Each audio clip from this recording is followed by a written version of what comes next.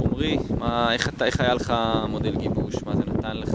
מה חשבת לפני? מה תוך כדי? טוב, אז תמיד לפני המודל גיבוש היה לי חבר שדי הלחיץ אותי לגבי הגיבוש. לגבי המודל אמר שהמודל קשה והוא לא קל, ואני קצת באתי עם חששות למה יכול להיות שאפילו לא התאמנתי ובאתי רק למודל עצמו. אז האמת שעל ההתחלה נכנסתי חזק המודל, קרא אותי באימון הראשון, התחלתי מזה שוק, ולאט לאט אמרתי לעצמי שאין מה לעשות, כל האימונים הבאים יהיו יותר קשים, צריך להשקיע כמה שיותר.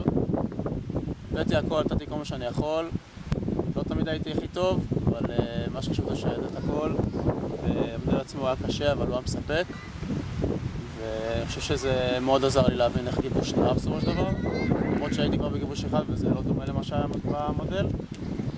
מה זאת אומרת? למה זה כן דומה? במודל עצמו הזה היה לי הרבה יותר פיזי, היה הרבה יותר קטע מנטלי מאשר הגיבוש שאני זוכר שהיה לי בגיבוש שייטת של הגדנ"ע. זה היה... הגיבוש שייטת היה פחות קשה מזה? רק המסע היה קשה, שום דבר שם לא היה קשה. זה היה יותר קשה מהגיבוש שייטת? חוץ מהמסע כאילו, שלא היה שם משהו פיזי. וקטע חברתי זה היה... יש פה אנשים, על הכיף אנשים טובים שהיה כיף לעבוד איתם, שתמיד דאגו לך ותמיד היית שמח לדאוג להם. קטע המנטלי היה מאוד חזק, ואני חושב שהמודל דווקא נתן לי הרבה לגיבוש הבא שיש לי. מה אתה מרגיש מבחינה אישית שזה תרם לך המודל הזה? גם יצא לי לדבר איתך עם נתן על הדברים החזקים שכן אני כאילו צריך לקחת על עצמי, וחיזק אצלי כל מיני דברים שקודם לא ידעתי, ואני יודע עכשיו שאם אני כאילו אני אסתכל עליהם ואני אגיד שזה התכונות החזקות שלי, זה כן ישפר אותי גם בגיבוש וגם בכללי בכל דבר שאני אעשה.